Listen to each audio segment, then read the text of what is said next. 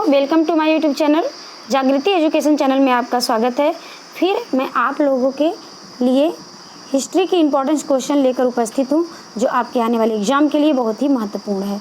तो आप देरी ना करते हुए प्रैक्टिस कीजिए और अपने एग्ज़ाम को क्रैक कीजिए। ये रहा आपका जो लास्ट वीडियो में हमने क्वेश्चन किया था 31 का, हड़प्पा सभ्यता के विशाल नगरों में से एक धौलावीरा कहाँ स्थित है। ये क्वेश्चन आपसे पूछा था, कुछ लोगों ने कमेंट में दिया था। इसका सही उत्तर है, ऑप्शन दिया गया है ए सिंध में, बी पंजाब में, सी राजस्थान में और डी गुजरात में। तो इसका सही उत्तर है गुजरात में। कहाँ पे है धौलावीरा? गुजरात में है। नेक्स्ट क्वेश्चन स्टार्ट करते हैं आज का प्रैक्टिस सेट और इसकी व्याख्या भी करते चलते हैं। धौलावीरा गुजरात के कच्छ जिले में स्थित महत्वपूर्ण हड़प्पी स्थल है।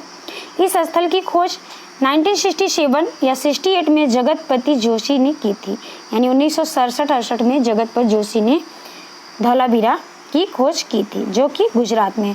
धौलावीरा का नगर आयताकार में था। कैसे था ये भी इम्पोर्टेंट, इस पे भी क्वेश्चन बन सकते हैं। तो आप देख लीजिए कि आयताकार में था। कैसे था? आयताकार में। यह नगर 3 भागों यानी किला, मध्य नगर एवं निचला नगर में विभाजित किया गया था। यानी यह नगर 3 भागों में विभक्त था। एक मध्य नगर, निचला नगर में विभाजित था और एक उच्च नगर, मध्य नगर और निचला नगर में विभाजित था। धौलावीरा का जल प्रबंध अद्वितीय है। धौलावीरा में एक बड़ा उत्कीर्ण लेख संभवतः गिरा हुआ साइन बोर्ड मुख्य प्रवेश द्वार के पास मिला था। धौलावीरा के एक मुख्य गेट पर गिरा हुआ प्रवेश द्वार पर साइन बोर्ड भी मिला हुआ है। ये भी आप लोगों को पता होना चाहिए। अगला प्रश्न है, सिंधु सभ्यता मानव इतिहास के किस काल से संबंधित है? मोस्ट इम्पॉर्टेंट है। आप इसको केयरफुली लिसनिंग कीजिए या इसको नोट डाउन कर लीजिए। आप ज़्यादा से ज़्यादा मात्रा में शेयर भी कीजिए, लाइक शेयर सब्सक्राइब भी कीजिए। ऐसे ही तमाम महत्वपूर्ण प्रश्नों का प्रैक्टिस सेट हम आपको 1000 क्वेश्चन तक कराते रहेंगे। इसके बाद हम सिविक्स यानी पॉलिटिकल साइंस का भी क्वेश्चन कराएंगे। ऐसे धीरे धीरे सारे सब्जेक्ट का प्रैक्टिस सेट करा देंगे। जबकि आपका एग्जाम आने वाला है आरओ और पीसीएस का, पीजीटी या टीजीटी का, किसी में भी दो, तो ये प्रश्न आपके लिए महत्वपूर्ण है। तो ये आपका प्रश्न, सिंधु सभ्यता मानव इतिहास के किस काल से संबंधित है? ऑप्शन ए है पूर्व पाषाण काल, बी है आदि ऐतिहासिक काल, सी है नवपाषाण काल और डी है ऐतिहासिक काल। तो सिंधु सभ्यता मानव के इतिहास के किस काल से संबंधित है? इसका उत्तर है बी आद्य ऐतिहासिक काल। इसका उत्तर नीचे लिखा जा चुका है। प्रैक्टिस के लिए ऊपर आप पहले अपने नोटबुक में आंसर लगाते हुए चलिए या कमेंट में इसका आंसर देते हुए चलिए, ताकि आपको पता हो कि आपके कितने क्वेश्चन का आंसर आपने अपने आप से दिया और आपको अभी आगे कितनी तैयारी करनी है। तो इसका उत्तर है बी। अगला प्रश्न देखते हैं, यहाँ उत्तर दे दिए हैं, व्याख्या भी है। सिंधु सभ्यता मानव इतिहास के आद्य ऐतिहासिक काल से संबंधित है। अन्य महत्वपूर्ण तथ्यों में हम देख लेते हैं, वह काल जिसके लिए कोई लिखित साधन उपलब्ध नहीं है, जिसमें मानव जीवन अपेक्षाकृत पूर्णतः सभ्य न था, यानी असभ्य था, प्रागैतिहासिक काल कहलाता है। जिस काल के लिए लिखित साधन उपलब्ध हो वह जिसमें मानव सभ्य बन गया था, ऐतिहासिक काल की संज्ञा दी जाती है। जिस काल के लिए लेखन कला के प्रमाण हो किंतु या तो वे अपुष्ट हो या फिर उनकी गूढ़ लिपि का अर्थ निकालना कठिन हो, आद्य ऐतिहासिक काल कहलाता है। तो ऐतिहासिक, आद्य ऐतिहासिक और प्रागैतिहासिक तीनों का यहाँ पे विवरण दिया जा चुका है, जो कि आप व्याख्या में देख सकते हैं। अगला प्रश्न देखते हैं हम, प्रश्न नंबर 33। हड़प्पा सभ्यता के तहत वह एकमात्र जगह कौन सा है जहाँ 216 मीटर लंबा एवं 37 मीटर चौड़ा एक नौका घाट अवस्थित है? ऑप्शन है आपके सामने, ए कालीबंगा, बी कोटदीजी, सी लोथल और डी रोपड़। तो इसका राइट आंसर है सी लोथल। नीचे उत्तर भी दिया गया है और व्याख्या भी दी गई है। भारत स्थित पंजाब, हरियाणा, उत्तर प्रदेश और जम्मू में भी कई परिवर्ती हड़प्पा स्थलों की खुदाई हुई है। उत्तरी और पूर्वी क्षेत्रों के पर्वतीय हड़प्पा स्थलों में जो चित्रित हड़प्पाई मृदभांड पाए गए उनमें आकृतियां अपेक्षाकृत सरल हो गई। हालांकि कुछ नए नगर पात्र प्रकार भी मिलते हैं। कुछ उत्तर हड़प्पा पात्र प्रकार भगवानपुरा के चित्रित दूषण मृदभांड अथवा पैडन में बेयर और शोषों से सम्मिलित नगर पाए गए हैं। अन्य महत्वपूर्ण तथ्यों के आधार पर रागी उत्तर भारत के किसी भी हड़प्पा स्थल में अभी तक नहीं देखा गया है। आलमगीरपुर में उत्तर हड़प्पाई लोग संभवतः कपास भी उपजाते थे। अधिकांश पूर्ववर्ती हड़प्पा स्थल देहाती बस्तियां ही हैं, यानी उत्तर पूर्ववर्ती हड़प्पा स्थल देहाती बस्तियों में थी। अगला प्रश्न देखते हैं, सिंधु घाटी सभ्यता के पतन के संबंध में दिए गए निम्नलिखित तथ्यों में से कौन सही ढंग से सुमेलित है। प्रश्न ऑप्शन है गार्डन विदेशी आक्रमण, ऑरेल स्टेई जलवायुगत परिवर्तन, डेलेस भौगोलिक घटनाक्रम और बीएन मिश्र भूगर्भस्थलीय परिवर्तन। तो इसमें कौन सा सुमेलित है आपको नीचे कूट में दिया गया है, बताना पड़ेगा कि केवल 1 सही है या केवल 1 और 2 दोनों सही है या केवल 4 सही है अथवा चारों सही है।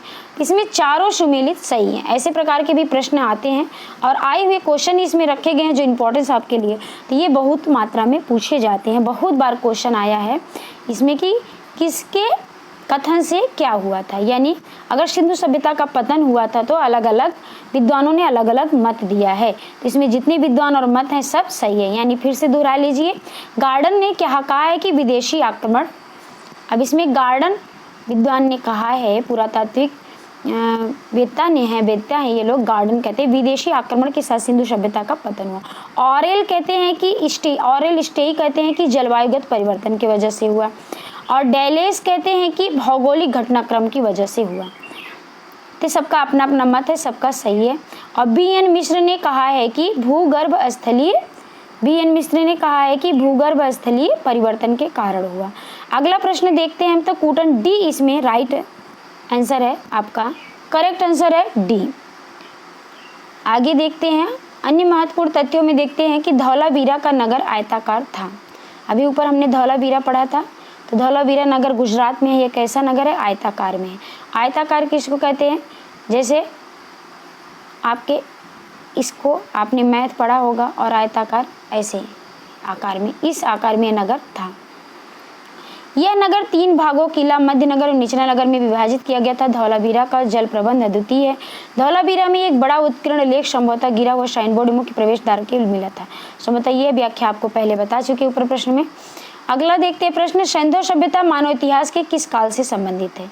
नंबर इधर उधर हो गए हैं लेकिन प्रश्न आपका सही है। तो सिंधु सभ्यता मानव इतिहास के किस काल से संबंधित है? पहला है पूर्ण पाषाण काल, बी आद्य ऐतिहासिक काल, सी नवपाषाण काल और डी ऐतिहासिक काल। तो इसका आंसर है आद्य ऐतिहासिक काल से। सिंधु सभ्यता किससे संबंधित है? इसका राइट आंसर है आद्य ऐतिहासिक काल से संबंधित है। किससे संबंधित है? आद्य ऐतिहासिक काल से।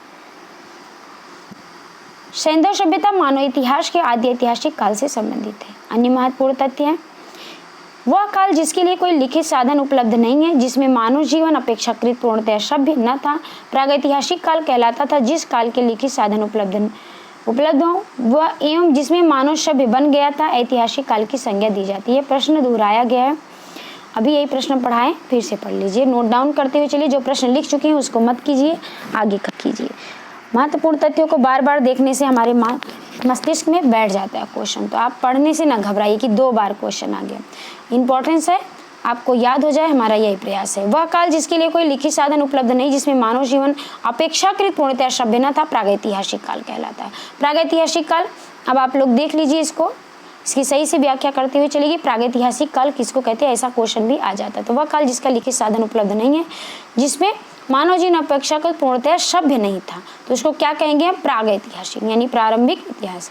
जिस काल के लिखित साधन उपलब्ध हो, जिसमें मानव सभ्य बन गया था, ऐतिहासिक काल की संज्ञा दी जाती है। तो ऐसे काल को हम, जिस काल के लेखन ऐतिहासिक काल कहते हैं, जिसमें मानव सभ्य बन गया था, और उसको हम क्या कहेंगे? ऐतिहासिक काल कहेंगे। जिस काल के लिए लेखन कला के प्रमाण को किंतु या तो अपुष्ट हो, यानी पूर्णतः पुष्ट न हो, और या फिर उनकी गुण लिपि का अर्थ निकालना बहुत ही कठिन है, तो उसको हम कहेंगे आद्य ऐतिहासिक काल। क्या कहेंगे उसको? आद्य ऐतिहासिक काल के में रखते हैं। हड़प्पा सभ्यता के तट वह एकमात्र जगह कौन सा जहाँ 216 मीटर लंबा एवं 37 मीटर चौड़ा एक नौका था? यही क्वेश्चन था जहाँ से हम आपको पढ़ा रहे थे। इसके आगे से आप देख लीजिए, तो वो कौन सा था? ऑप्शन दिया गया कालीबंगा, लोथल, कोडदीजी, रोपल। तो इसमें कौन सा आंसर सही है? लोथल। इसका हम व्याख्या देखते हैं। लोथल को लघु हड़प्पा अथवा लघु मोहनजोदड़ो भी कहा जाता है। इसकी खोज 1954 ईस्वी में एस.आर. राव ने की थी। किसने की थी? एस.आर. राव। ये भी इंपॉर्टेंट है आपकी, लोथल की खोज किसने की, आप नोट करते हुए चलो, अंडरलाइन करते हुए, सर्कल बनाते हुए चल सकते हैं। तो लोथल में ही नाव मिले थे और पोर्ट मिले थे जो प्रागैतिहासिक थे, यानी बहुत प्राचीन काल से ही लोथड़ यानी गुजरात में बोट और नाव की जगह यानी वहाँ पे पोर्ट मिले हुए थे। इसकी खोज किसने की थी, ये इंपॉर्टेंट है। 1954 ईस्वी में SR राव ने की थी। लोथड़ के पूर्वी भाग में एक गोंदीवाड़ा नौका घाट है। इसी नौका घाट का हम जिक्र कर रहे हैं। नौका घाट कहाँ पे मिली थी, गोंदीवाड़ा भी बोल सकते। गोंदीवाड़ा कहाँ है, लोथड़ में है। नौका घाट कहाँ पे, लोथड़ में। क्वेश्चन कई प्रकार से घुमा सकते हैं, तो आपका आंसर लोथड़ या गुजरात ही है जो ऑप्शन में हो। इसे गोंदीवाड़ा की उत्तरी दीवार में 12 मीटर चौड़ा एक प्रवेश द्वार था जिससे जहाज आते थे। आपको इम्पोर्टेंट और जानकारी होना चाहिए कि कितने मीटर था, 12 मीटर चौड़ा था और इसे प्रवेश द्वार से जिससे आते थे, क्या आते थे, जहाज आते थे। इसे गोंदीवाड़ा बोल सकते हैं, नौका घाट भी बोल सकते हैं। अन्य महत्वपूर्ण तथ्य है लोथड़ से फारस की मुद्रा प्राप्त हुई है। ये भी आपका क्वेश्चन बना हुआ था नेक्स्ट वीडियो में। इसके पहले हम पढ़ाए थे पिछली वीडियो में कि फारस की मुद्रा का पुरातत्व विभाग में कहाँ से पता चलता है कि हम विदेशी व्यापार भी करते हैं। तो लोथड़ से फारस की मुद्रा प्राप्त हुई, इससे पता चलता है कि हम फारस से भी व्यापार करते हैं, यानी विदेशी व्यापार भी होते थे। लोथड़ से युग्मित समाधान मिले हैं, सब बहुत ही इंपॉर्टेंट है। ये फारस वाला भी क्वेश्चन और युग्मित समाधान भी इंपॉर्टेंट है। कहाँ से मिले थे, जोड़े, युग्मित मतलब जोड़े से मिले थे, तो लोथड़ में मिले थे। लोथड़ से कौन से क्वेश्चन कर रहे थे हम, 33 क्वेश्चन कर रहे थे। तो लोथड़ से फारस की मुद्रा प्राप्त हुई, लोथड़ से युग्मित समाधान प्राप्त हुए। लोथड़ से एक भांड एवं ऐसा चित्र बना हुआ मिला है जो पंचतंत्र की कहानी चालाक लोमड़ी का रूपांकन कर लगता है। सोचो, सबसे पुरानी पुस्तक है विष्णु शर्मा की पंचतंत्र, जिसमें जानवरों के माध्यम से ज्ञान की कहानियां बताई गई हैं, जिसमें क्रोकोडाइल की फेमस कहानी है, जिसमें पोयम भी बना हुआ है। तो लोथड़ से प्राप्त एक मृद भांड यानी मिट्टी के बर्तन पर वैसा चित्र बना हुआ है चालाक लोमड़ी की। सबने पढ़ा होगा बचपन से चालाक लोमड़ी और कौवे की कहानी। तो वे विष्णु शर्मा की पुस्तक पंचतंत्र से लिखी गई। अब पंचतंत्र किसकी बुक है, तो विष्णु शर्मा। आप ऐसा भी आप नोट डाउन करते हुए चलो, ये भी क्वेश्चन आता है। तो कितनी पुरानी बुक है विष्णु शर्मा की, ये पंचतंत्र खरीद के जरूर पढ़िएगा कि सारे पक्षी और जानवरों के माध्यम से ज्ञान और बुद्धि की कहानी बताई गई है उसमें, और इसकी कई भाषाओं में इसका अनुवाद हुआ है। तो अगला प्रश्न देखते हैं। नौदा टोली, एरन तथा नागदा की मालवा संस्कृति 1700 से 1200 ईसा पूर्व किस संस्कृति का प्रमाण है, यानी नौदा टोली और नागदा से प्राप्त संस्कृति किसकी प्रमाण है। Option A Harappa, B Harappa से पूर्व, सी है गैर हड़प्पा और डी है हड़प्पा पश्चात। इसका ऑप्शन है हड़प्पा के पश्चात का है, यानी उत्तरकालीन हड़प्पा से है। किस संस्कृति का प्रमाण है, तो हड़प्पा के पश्चात की संस्कृति का प्रमाण है। इसका राइट आंसर है डी। आगे देखते हैं व्याख्या। नवपाषाण काल युग का अंत होते होते धातुओं का प्रयोग प्रारंभ हो गया। धातुओं में सबसे पहले तांबे का प्रयोग हुआ। पॉइंट बी नोटेड, सबसे पहले किसका प्रयोग हुआ, तांबे का। ये भी क्वेश्चन इंपॉर्टेंट है। कई संस्कृतियों का जन्म पत्थर एवं तांबे के उपकरणों के साथ साथ प्रयोग करने के कारण हुआ है। इन संस्कृतियों को ताम्र पाषाणिक या कैल्कोलिथिक कहते हैं, जिसका अर्थ है पत्थर एवं तांबे के उपयोग की अवस्था, यानी कैल्कोलिथिक या ताम्र पाषाणिक अवस्था कहते हैं, यानी हड़प्पा के बाद की संस्कृति को। तकनीकी दृष्टि से ताम्र पाषाणिक अवस्था हड़प्पा की कांस्य युगीन संस्कृति से पहले की है, पर काल क्रमानुसार भारत में हड़प्पा की कांस्य संस्कृति पहले आती है और अधिकांशतः ताम्र पाषाण युगीन संस्कृतियां बाद में। नौदा टोली, एरेन तथा नागदा की मालवा संस्कृति 1700 से 1200 ईसा पूर्व, जो कि एक ताम्र पाषाणिक संस्कृति है, का काल हड़प्पा सभ्यता के बाद का है। ये आपको पता होना चाहिए, ऐसा भी क्वेश्चन आ सकता है। तो जितने भी व्याख्या दिए हैं वो भी इंपॉर्टेंट है आपके लिए, तो व्याख्या नोट करते हुए चलिए, वीडियो को पोस्ट कर लीजिए, अच्छे से नोट करते। अगर आपने यहाँ से पढ़ लिया तो और कहीं से पढ़ने की ज़रूरत आपको प्राचीन इतिहास नहीं है, चाहे वो PCS का पेपर हो, RO का पेपर हो, या आप TGT PGT दे रहे हो, अथवा किसी ऐसे भी स्टेट लेवल का एग्जाम हो जिसमें आपका सब्जेक्ट SST यानी सोशल सब्जेक्ट है, तो उसमें अगर हिस्ट्री सिलेबस में है तो आप यहाँ से पढ़ सकते हैं और अपना लाभ प्राप्त कर सकते हैं, जो आपके एग्जाम के लिए उपयोगी होगा। तो मोस्ट इंपॉर्टेंट PCS और RO, PGT और TGT के लिए। अगला प्रश्न देखते हैं। यूनानियों को कपास का ज्ञान भारतीयों से हुआ, वे इसे कहते थे, यानी यूनानियों को भी कपास का ज्ञान कहाँ से हुआ, हमारे भारतीयों से हो। कपास रुई जिससे धागे से कॉटन जिसको बोलते हैं और जिससे वस्त्र बनाए जाते हैं। तो ये यूनानियों ने हमारे भारतीयों से सीखा, लेकिन कहाँ से सीखा? ऑप्शन ये है सिंधु, सिड्डन, इंडन या हिंडन से। तो इसका हिंडन या सिंडन नदी कहते हैं। इसका व्याख्या हम देख लेते हैं। सर्वप्रथम कपास की कृषि हड़प्पा वासियों द्वारा की गई थी। यूनानियों को कपास को सेमिंडन कहते थे। उत्तर है इसका सी, यानी इंडन कहते थे। क्या कहते थे? इंडन। इसमें ये रहा आपका सी, तो राइट आंसर सी है आपका, यही है, इंडन कहते थे। सर्वप्रथम कपास की कृषि हड़प्पाइयों द्वारा की गई थी। यूनानियों को कपास को सेमिंडन कहते थे। अब कहने को सेमिंडन कहते थे, लेकिन उन्होंने सिंधु हड़प्पा सभ्यता से ही इन्होंने प्राप्त की थी। उत्तर सी है। अन्य महत्वपूर्ण तथ्य देखते हैं। हड़प्पा सभ्यता का ज्ञात सबसे उत्तरी सभ्य स्थल जम्मू में चिनाब नदी के तट पर अखनूर के निकट मांडा का है। हमने आपको बताया कि मांडा पूरा स्थल जो है वे सबसे उत्तरी स्थल है। सिंधु सभ्यता का सबसे उत्तरी स्थल यानी मांडा है, जो कि जम्मू में है। इस सभ्यता का सबसे दक्षिणी स्थल है महाराष्ट्र में गोदावरी तट पर दैमाबाद, और इस सभ्यता का सबसे पश्चिमी स्थल है दाश नदी के किनारे पर स्थित सूतकांगे डोर, और इस सभ्यता का सबसे पूर्वी स्थल है उत्तर प्रदेश में हिंडन नदी के किनारे पर स्थित आलमगीरपुर। आपको बता दें कि आपको पता होना चाहिए कि आप अगर हम ऐसे पूरब, पश्चिम, उत्तर, दक्षिण में हम बांट लेते हैं। अगर हम इसको कहते हैं पूरब और इसको उत्तर, यही है दिशा, और इसको दक्षिण और ये पश्चिम, तो सब इसमें पूरा तत्व का स्थल कौन सबसे पूर्वी है? सबसे उत्तर में आपको पता होना चाहिए मांडा है। क्या है? मांडा, जो कि जम्मू में। दक्षिण में है दैमाबाद, और पूर्व में है उत्तर प्रदेश का आलमगीरपुर। क्या है? आलमगीरपुर। आलमगीरपुर हिंडन नदी के किनारे पर है। किसकी नदी के किनारे पर है? हिंडन नदी के किनारे। और पश्चिम का है सूतकांगे डोर। ये आपको याद होना चाहिए कि मांडा, उत्तर में मांडा, दक्षिण में दैमाबाद, और पश्चिम में सूतकांगे डोर, और पूर्व में आलमगीर, जो कि इसका स्थल है लास्ट का हर दिशाओं में। तो ये आप इसको पता होना चाहिए। इंपॉर्टेंट क्वेश्चन है। सारे क्वेश्चन अलग अलग भी आ सकते हैं, सुमेलित में भी यानी मैचिंग में भी आ सकते हैं। अन्य महत्वपूर्ण तथ्य देख लेते हैं। हड़प्पा सभ्यता का ज्ञात सबसे उत्तरी स्थल जम्मू में चिनाब नदी के तट पर अखनूर के निकट मांडा में है। तो मांडा ही आता है क्वेश्चन में, अखनूर कम आता है, लेकिन पता होना चाहिए कि जम्मू, अखनूर सब याद होना चाहिए, मांडा बेस्ट है। और महाराष्ट्र गोदावरी की नदी के तट पर दक्षिण में दैमाबाद है। ये आप नोट डाउन करते हुए चलिए, अलग से भी निकाल कर सकते हैं। इस सभ्यता का सबसे पश्चिमी, यहाँ पश्चिमी है, सबसे पश्चिमी है सूतकांगे डोर, और सबसे पूर्वी है आलमगीरपुर।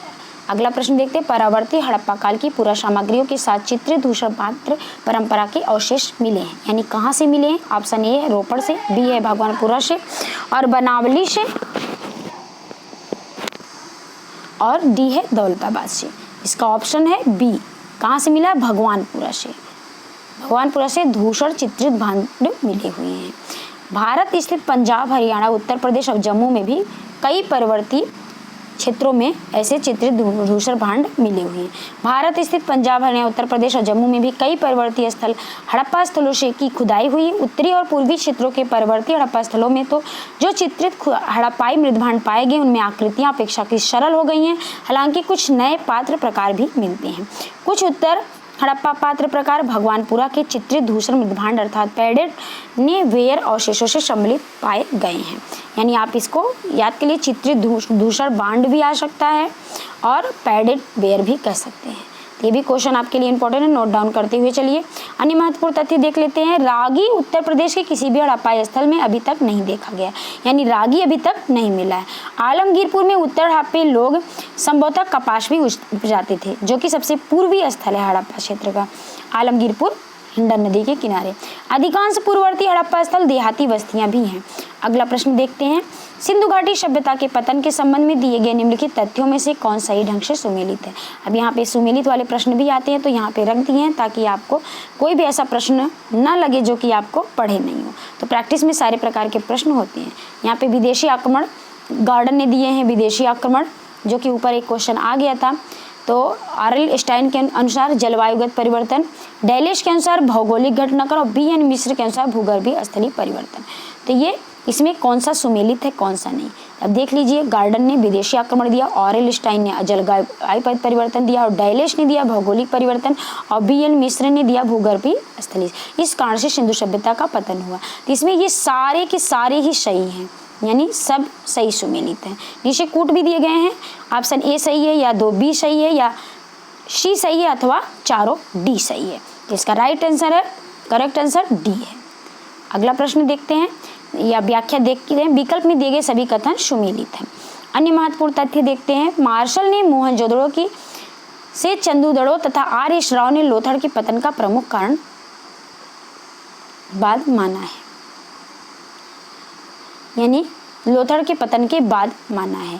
व्हीलर, गार्डन, चाइल्ड, मैके, चिगट आदि छिंदवाड़ा ने सिंधु सभ्यता के पतन का कारण आर्यों के आक्रमण को माना है। अमेरिकी इतिहासकार के U.R. केनेडी ने मलेरिया जैसी महामारी को सिंधु सभ्यता का पतन का कारण माना। अलग अलग विद्वानों ने अलग अलग माना है। जो ऑप्शन में सुमेलित तो वही ज़्यादा क्वेश्चन आते हैं। ये भी क्वेश्चन अगर पूछेंगे तो आप इसको पढ़ लीजिए और नोट डाउन कर लीजिएगा। रूसी विद्वान एम.एस. दिमित्री अदृश्य गाज भौतिक रासायनिक विस्फोट को माना, इस सभ्यता के पतन का कारण माना है। सब जितने कारण माने हैं जो सही इंपॉर्टेंट लगा व्याख्या में दे दिए हैं, बाकी जो सुमेलित है वही मोस्ट इंपॉर्टेंट है। ये अगला प्रश्न है, सिंधु सभ्यता के लोग किस देवी देवता का पूजन करते थे, यानी किस देवता का पूजा करते थे। ऑप्शन ए है पशुपति, बी है कृष्ण और सी है वरुण और डी है विष्णु। सबको पता है कि पशुपति शिव की पूजा की जाती थी। ऑप्शन ए सही है। सैंधव सभ्यता में मुख्यतः मातृ देवी की पूजा होती थी। यहाँ के स्थलों में सबसे अधिक नारी की मृण मूर्तियाँ प्राप्त हुई हैं। सैंधव सभ्यता में पशुपति पूजा भी प्रचलित थी। ऑप्शन में मातृदेवी नहीं थी इसीलिए हम वहाँ पे मातृदेवी होता तो हम मातृदेवी लगाते अगर सबसे ज़्यादा पूजा की जाती। वही पशुपति शिव की भी पूजा की जाती थी तो पशुपति शिव ऑप्शन में था तो वही राइट आंसर होता है। तो प्रचलित है अतः विकल्प ए सही उत्तर है। अन्य महत्वपूर्ण तथ्य में देखते हैं, हड़प्पा से प्राप्त एक आयताकार मुहर में स्त्री के गर्भ से निकलता पौधा दिखाया गया है। ये मोस्ट इंपॉर्टेंट है। कहाँ पे दिखाया गया, हड़प्पा काल से दिखाया गया है और इसी से पता लगा था कि मातृदेवी की पूजा वहाँ पे ज़्यादा थी। मोहनजोदड़ो से प्राप्त एक मुहर पर त्रिमुखी पुरुष का एक सिंहासन पर योग मुद्रा में बैठे हुए दिखाया गया है। इसके दाहिनी तरफ एक हाथी, एक बाघ और बाईं तरफ एक गैंडा तथा एक भैंसा खड़े हुए। आपको पता होना चाहिए कि ये सारी व्याख्या बहुत ही इंपॉर्टेंट है। इस क्वेश्चन को भी घुमा के बड़ा करके पूछते हैं, अलग अलग सुमेलित भी पूछते हैं। बाएं और दाएं का भी रहता है कि एक त्रिमुखी मुहर पे मिला है। किस पे मिला है, मुहर पे मिले हुए हैं। पुरुष सिंहासन पर बैठा मुद्रा योग मुद्रा में बैठे हुए हैं और दाहिनी तरफ क्या है, हाथी और बाघ है, यानी राइट साइड में हाथी और बाघ है, बाईं साइड में तरफ गैंडा तथा भैंसा है। इसके हम इंपॉर्टेंस देते हैं कि राइट साइड से हम काम करते हैं। राइट साइड ज़्यादा मजबूत होता है, ज़्यादा मजबूत लोगों को राइट साइड में रखा गया है। कभी कभी क्वेश्चन दाएं और बाएं का भी पूछ लेता है तो आपको याद हो, यानी राइट मजबूत होता है तो बाघ और हाथी भी मजबूत जानवर हैं, स्ट्रॉन्ग जानवर है, इसलिए इनको राइट साइड में रखा गया। उसके बाद स्ट्रॉन्ग में आते हैं गैंडा और भैंसा। तो गैंडा और भैंसे को कहाँ रखा गया है, लेफ्ट साइड में रखा गया है। ये भी आप पढ़ते हुए चलिए, इसी से पता चलता है पशुपति शिव की पूजा की जाती है। सिंधुवासियों का मुख्य भोज्य पदार्थ क्या था।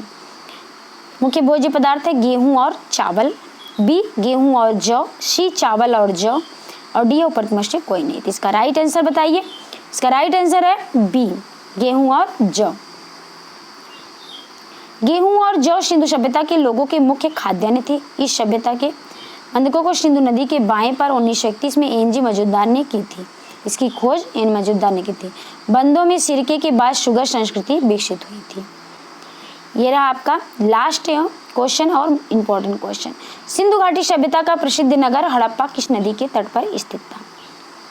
ऑप्शन ए है सिंधु घाटी के तट पर, बी है रावी नदी के तट पर और सी है गंगा नदी के तट पर और डी है सरस्वती नदी के तट पर। क्वेश्चन सरल है, इजी है बट इम्पोर्टेंट है। आई होप आप लोगों को इसका राइट आंसर पता होगा।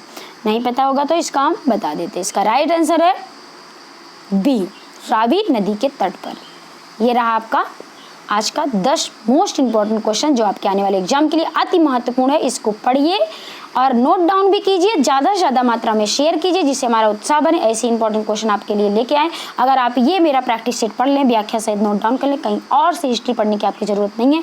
अगर यहाँ से क्वेश्चन आएगा तो आप एग्जाम में सही करके आएंगे। आपका आज का क्वेश्चन पूछते हैं जिसका आंसर आप कमेंट में अवश्य दीजिएगा। आज का क्वेश्चन हम नीचे पूछ लेते हैं। अभी इसकी व्याख्या बता दें। हड़प्पा पाकिस्तान के पंजाब प्रांत में शाहीवाल जिले में रावी नदी के बाएं तट पर स्थित है। आप इसको भी नोट डाउन करते हुए चलिए कि पंजाब में रावी नदी तो आपने देख लिया, कभी कभी बायां दायां भी पूछ लेता है। बाएं तट पर स्थित है। कहाँ पे स्थित है हड़प्पा? बाएं तट पर स्थित है।